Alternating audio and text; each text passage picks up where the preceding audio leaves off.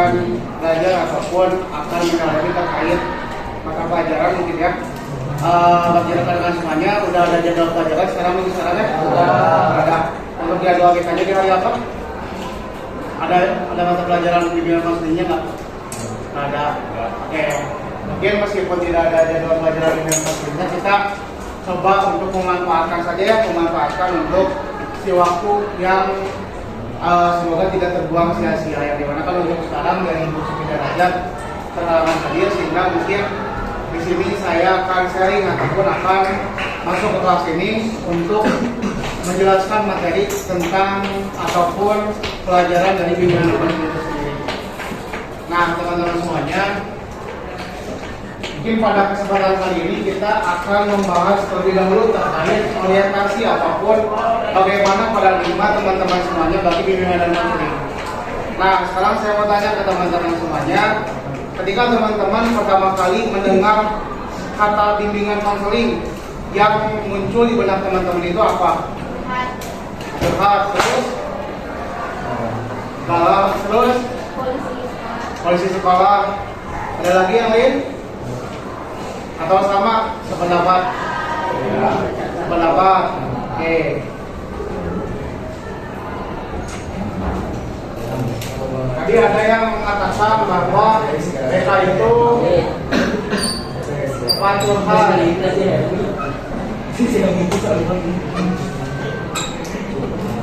Sekolah.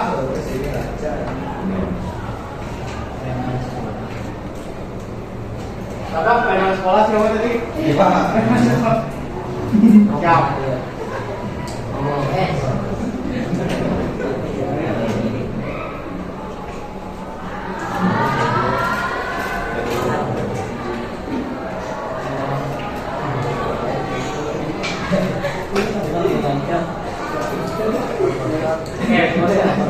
Teman-teman semuanya, di dalam mereka sendiri itu apabila kita bedah kata secara satu persatu, ada kata yang dinamakan dengan apa? Bimbingan. Dan juga ada konseling. Nah, teman-teman semuanya udah paham atau udah tahu belum perbedaan antara bimbingan dengan konseling itu apa? Bimbingan. Acungkan tangan, jangan keroyokan. Ada? Bimbingan apa tadi? Apa? Oke, yang lainnya? Mengarah ke arah yang lebih baik. Oke. Mengarahkan.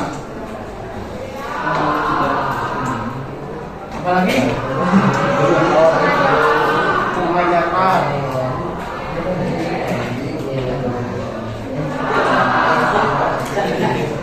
Apa lagi? Ada yang ada lagi? Atau cukup gini dulu? Kalau untuk konseling sendiri teman-teman semuanya tahu nggak konseling itu apa? Konsultasi. Menyampaikan.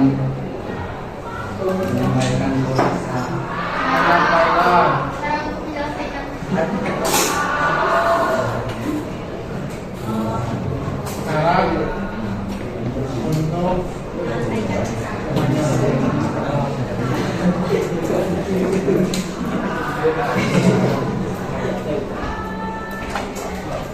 ada lagi teman-teman semuanya? Ada lagi? Atau cukup dulu? Oke, menurut 10 PM3 makna dari bimbingan konseling itu kalau misalnya kita bedah satu persatu, makna bimbingan itu adalah mengarahkan serta mengajarkan. Dan makna dari konseling itu sendiri adalah konsultasi, menyampaikan serta cara untuk menyelesaikan masalah. Apakah ini betul atau tidak? Betul. Teman-teman betul atau tidak? Betul. Nah, kita klasifikasikan ini betul karena apa yang dikatakan oleh teman-teman barusan ini merupakan salah satu tuntutan ataupun salah satu hal yang memang dibahas di dalam bimbingan konseling itu sendiri ataupun yang menjadi tujuan dari bimbingan konseling itu sendiri. Nah, teman-teman semuanya, kalau misalnya kita bedah secara satu persatu, bimbingan itu sendiri bersifatnya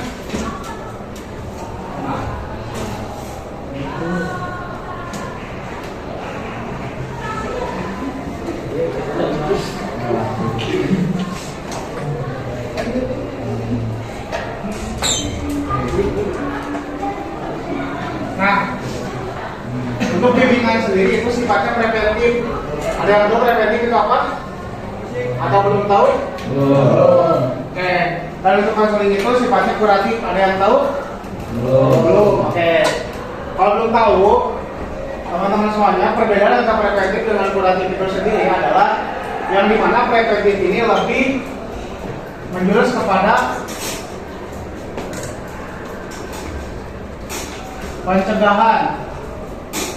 Lalu untuk kuratif sendiri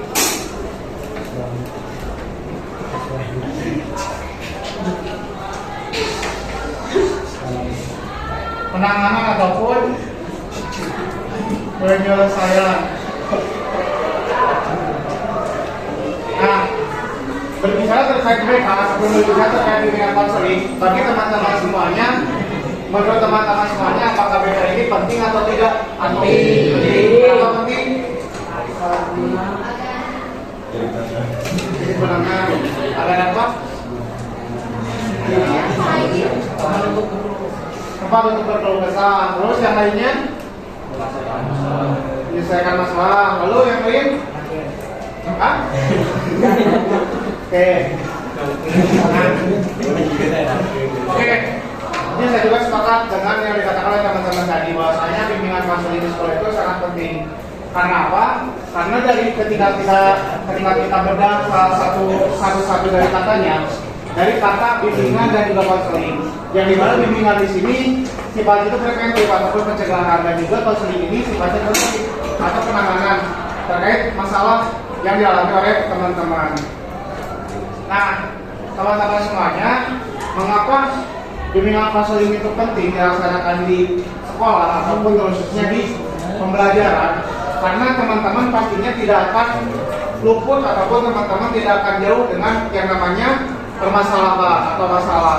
Yang dimana permasalahan juga jangan tiba-tiba kita hanya fokus kepada penanganan ataupun kepada penyelesaiannya saja. Tapi bagaimana cara kita mencegah terlebih dahulu agar masalah tersebut tidak berlarut-larut, atau ketika sudah ada jika bahkan terjadi suatu permasalahan, tidak sampai kepada permasalahan itu sampai terjadi terlebih dahulu karena adanya apa? Pencegahan seperti itu. Nah, teman-teman semuanya, mungkin di sini juga ketika kita berbicara tentang bimbingan konseling, khususnya tentang pencegahan dan juga penanganan, kita berbicara juga tentang ketiga hal ini tadi. Yang dimana kalau misalnya diklasifikasikan ketiga hal itu berkaitan dengan apa? Paradigma. Ada yang tahu paradigma apa? Wah.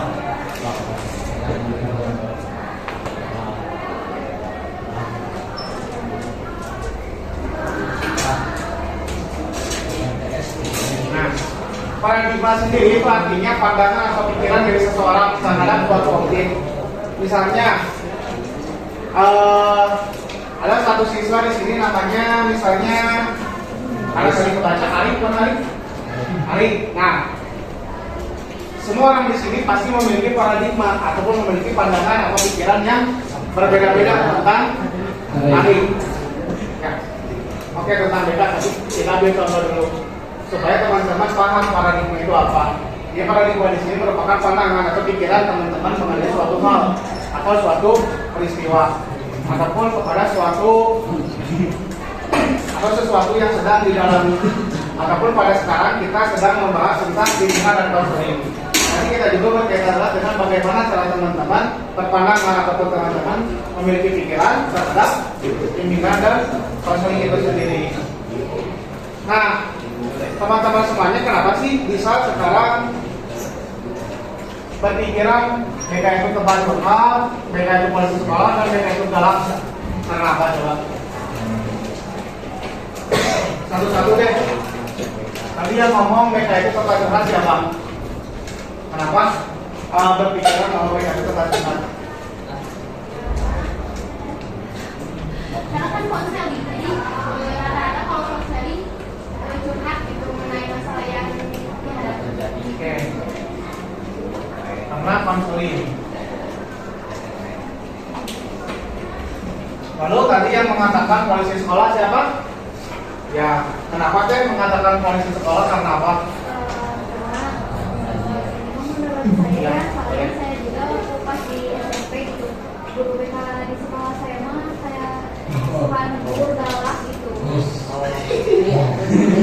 Karena terkurang ya. Terkurang kayak apa? Kayak polisi lalu lintas gitu. Kayak anak di dalam gitu misalnya. Terus ini yang tadi ngomong galak siapa? Apa sih kalau nggak salah kenapa galak seperti itu? Ya sama gue.